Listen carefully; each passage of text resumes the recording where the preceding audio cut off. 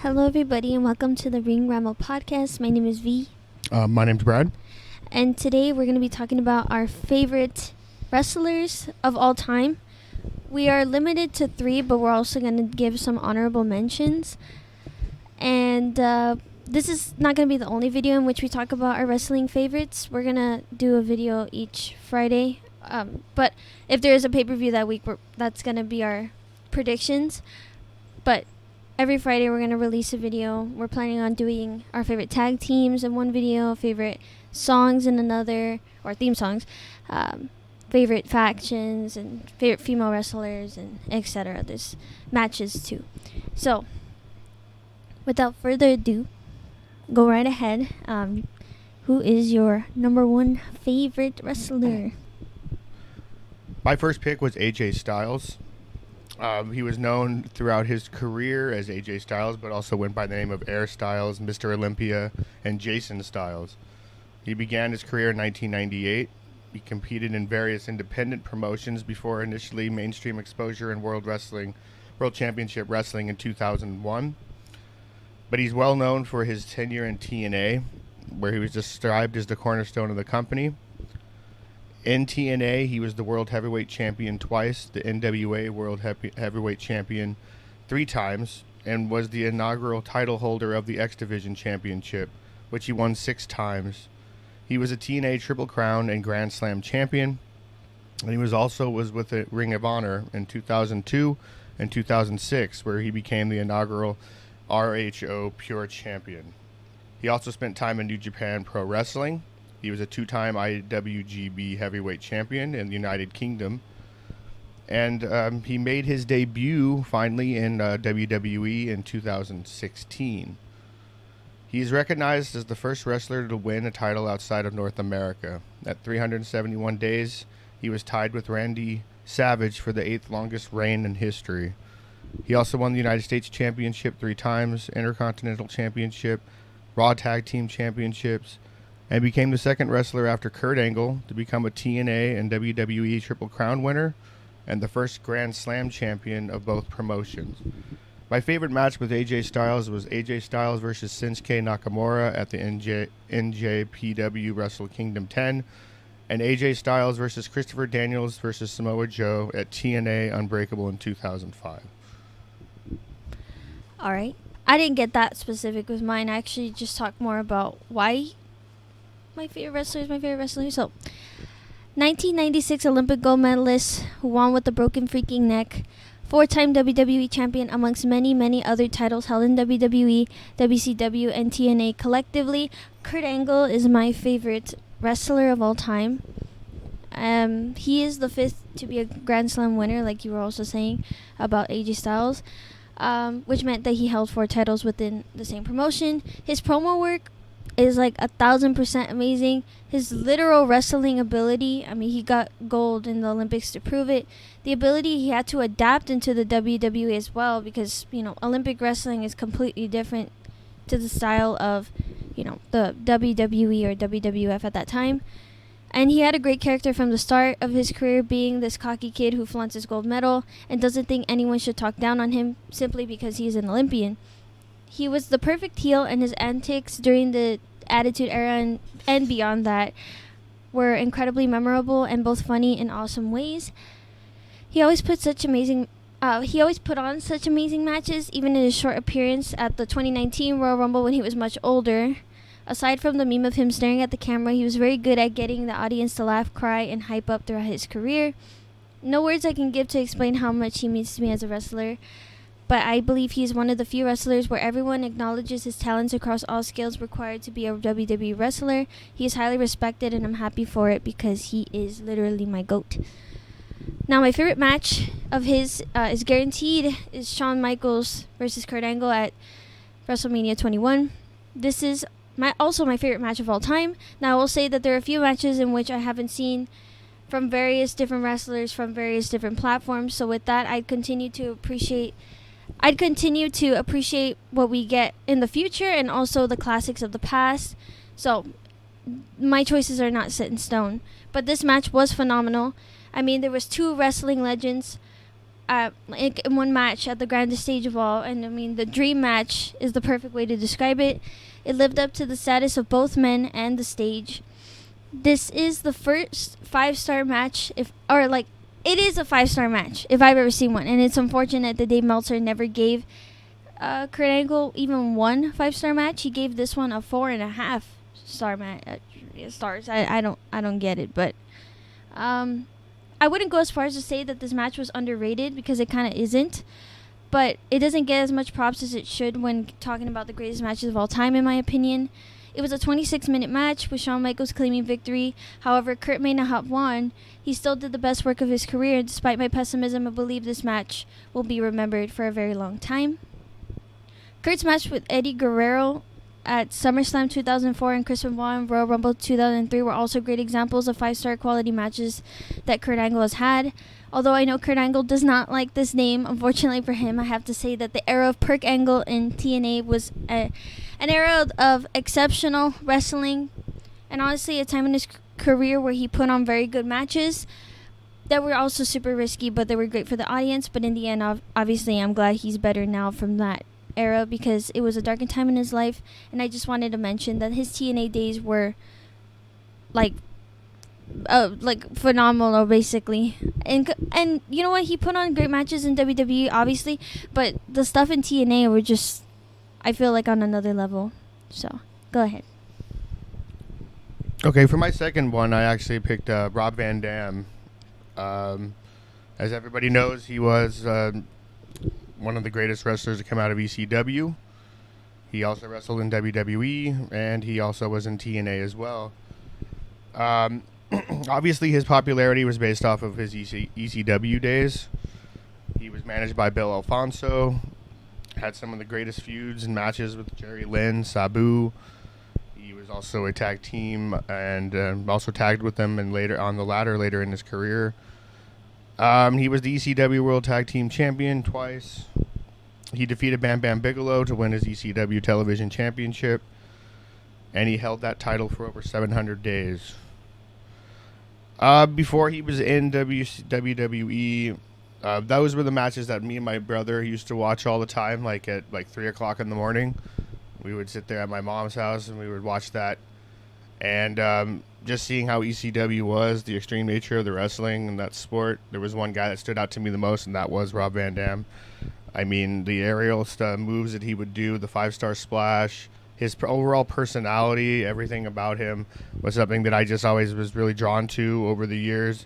When he came to WWE, it was a pretty big deal because, you know, when ECW left and everything, it was awesome to see him come over in the Invasion storyline. It was during that time while he was in the WWE or the WWF that he had the Hardcore Championship, Intercontinental Championship, European Championship, Tag Team Championship, World Tag Team Championship, and he won the Money in the Bank ladder match, and he won the WWE Championship against John Cena. And that was at that One Night Stand, which was the event where they had the famous sign that said, "If Cena wins, we riot," and all that stuff. That was actually kind of funny. And I guess like my favorite matches was any Rob Van Dam match was like probably one of my favorite matches. But if I had to say, obviously it was Jerry Lynn and the rivalry he had with Jerry Lynn. Living Dangerously of 1999 was one of those, and then there was the great match between Rob Van Dam and Eddie Guerrero, and in WWE Raw of 2002. Those were probably some of the best matches I've seen, but all of his matches were good. So that was it for me on that one. Okay, so my second favorite wrestler is Finn Balor, who was a 2-time NXT champion and 2-time Intercontinental champion, and a 1-time United States champion, and also Universal champion for only 1 day. Finn Balor had the potential to be the face of the company, but unfortunately with the incident that happened at 2016 SummerSlam, Seth Rollins gave him a buckle bomb onto the barricades, which he ended up with a shoulder injury that required surgery, and in the coming Raw, he was forced to relinquish the title. If that didn't happen, I believe the course of the WWE would be infinitely different.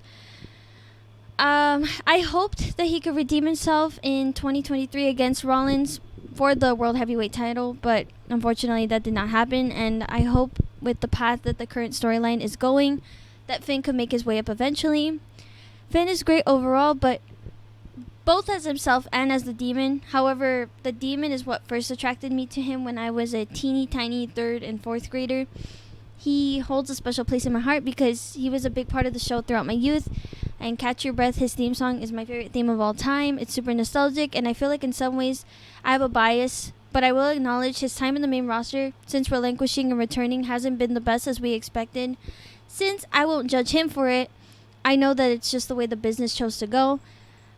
However, I have high hopes that he will return to the greatness, or close to the greatness that he had in NXT. And speaking of NXT, I had a tough time choosing a favorite match, but I think I'm going to go with Finn Balor versus Johnny Gargano at NXT TakeOver Portland 2020. A little context into this match is Finn's career was basically at a standstill or kind of a slow decline on the main roster, and he was struggling a lot as he had put away his demon persona for a while. And then in 2019, he set his sights on Gargano and made a heel turn, beginning his time back into NXT, which gave him a whole new dynamic while not being the Demon entirely. In this time in NXT, he was able to earn his second time as NXT champion to a vacated title, and eventually after 212 days lost it to Karrion Kross, who was the previous holder before vacating it in 2020. The Gargano match was 30 minutes, and in my opinion, it was, and seemingly many other fans of Finn, he redeemed himself in this match and his career overall, but this specific match was his best. But overall, his time in NXT really boosted his career back up again. And I'm not surprised that he got to have such a great match with such an amazing wrestler like Gargano. And they matched each other's energy very well, and I could not properly describe it to you that would do that match justice. So definitely watch that one. Okay, and for my last choice, I picked the American Dream, Dusty Rhodes. Not only was he a professional wrestler, he was also a booker, and a trainer, and worked for the National Wrestling Alliance and World Wrestling Federation. And he had that persona of the American Dream, just like a common man, one of the greatest theme songs, and one of my favorite theme songs, and probably, I think, one of the greatest theme songs there ever was in wrestling. He was a 3-time NWA World Heavyweight Champion. During the Jim Crockett Promotion World Championship Wrestling, he was a United States Heavyweight Champion, multi-time World Television, World Tag Team, World Six-Man Tag Team Champion, WWE, WCW, Professional Wrestling, and Wrestling Observer Hall of Fame. His sons, Dustin and Cody, were both pursued careers in professional wrestling and is currently performing at the time, he was in all at AEW before he passed away. One of the greatest, rivalries he ever had was the $1 Million Man when he had his thing with Sapphire, and Sapphire betrayed him. It was bought by the $1 Million Man. I thought was one of the funniest things when I was growing up. And his matches with Ric Flair were some of the greatest matches that I've ever seen as well. And the 1985 Starrcade was probably one of the best ones they ever had.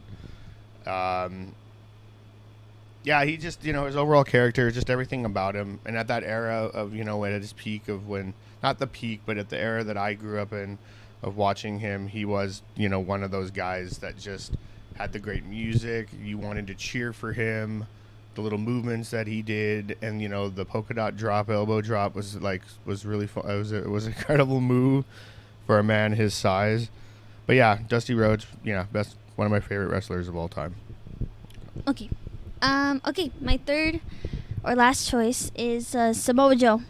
He was 3-time NXT champion, 2-time United States champion, and Finn and Joe, I'm going to connect these two, but they were the pillars of the era of NXT that I watched as a kid, even as they moved on to the main roster. Joe is someone who I thought was very brutal and yet just so casual, and I found his wrestling style to be so intimidating because he was very hard to move.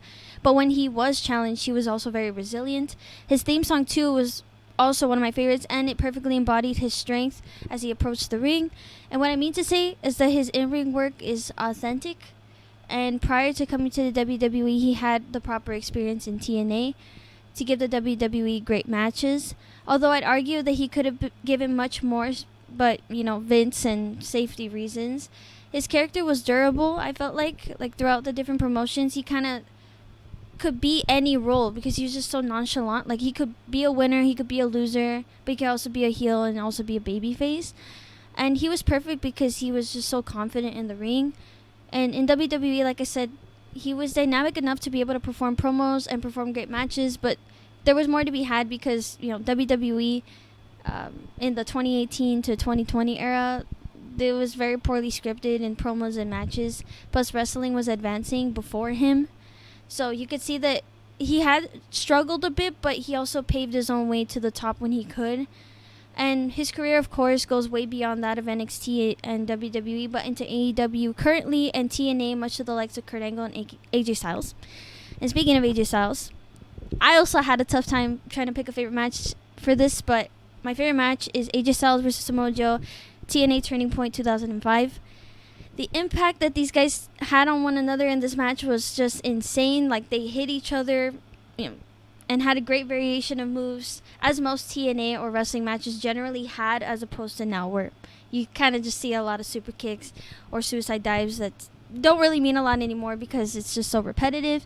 But this match showed the very best of both men. So not only is this my favorite match of Joe's, but it's also a top match of AJ Styles' tumultuous career, guaranteed.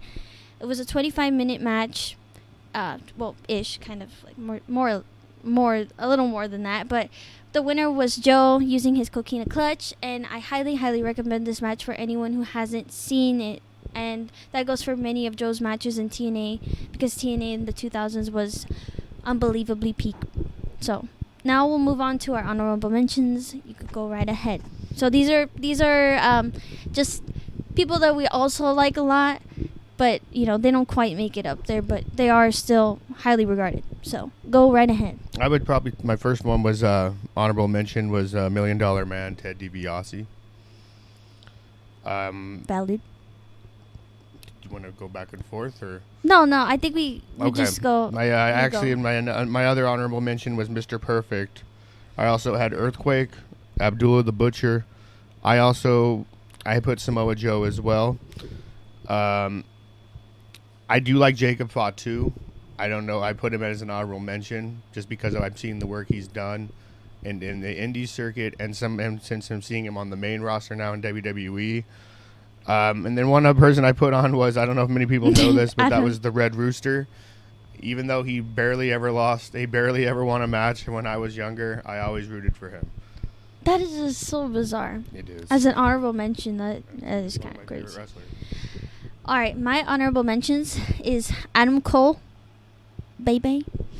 I also put some recommendation, or well, actually two in this case. But Adam Cole versus Ricochet at NXT TakeOver Brooklyn 4, and Adam Cole versus Johnny Gargano NXT TakeOver Toronto. Amazing matches. Those are perfect examples of Adam Cole's ability in the ring. So definitely check that out if you want to see more of Adam Cole and you're curious, unless you have already seen it. But second is AJ Styles. I mean, we both mutually like AJ Styles for the same reasons, so I don't need to go too much in depth. But Ricochet is another favorite of mine, and Adam Cole versus Ricochet would be my recommendation match. Johnny Gargano and Tommaso Ciampa. And I want to specify Tommaso Ciampa versus Adam Cole in NXT TakeOver Portland was a very great match. You'll see a lot of themes here because I kind of like a lot of the same people. But, yeah. And Gunther and Ilya Dragunov are my other favorites. And the matches that they had together are very, very great. I also put Mr. Perfect as a favorite. And I lastly put Braun Breaker. And I recommend the Braun Breaker versus Carmelo Hayes Battleground 2023 match as a good example for Braun Breaker's wrestling ability, as opposed to now, because I mean now it's just not, it's completely different. But yeah, those are all our favorites. What do you think? Regarding what? I don't know, like the theming of this. No, I mean it was good. We have a lot of the same kind of. Yeah, we do have the same. The general area of we have a lot of the classics. We have the classics, but then we have kind of the NXT, TNA kind of dudes. Right. Dudes that kind of blew up in those areas. Right. Yeah. So, yeah, a lot of people that kind of just aren't really there anymore or aren't as pushed as they used to be, for sure. I mean, that I mean, think most of the people DIY that were really mentioned, needs it. Yeah, well, DIY had that championship run, and now that's gone. over, Yeah. which kind of makes me sad. But you know, it is what it is. I mean, you know what? At least we'll just be glad that they had the matches and careers that they did, because I mean, otherwise, I don't know if we would like them as much as we do now, if not for those matches and the careers that they've had. Right. So yeah, that's basically it. And next week we'll probably most likely touch on our favorite current roster wrestlers. Yeah, favorite current wrestler. Yeah. So that is all for today. Have a good day. Thank you so much. Bye. Bye-bye.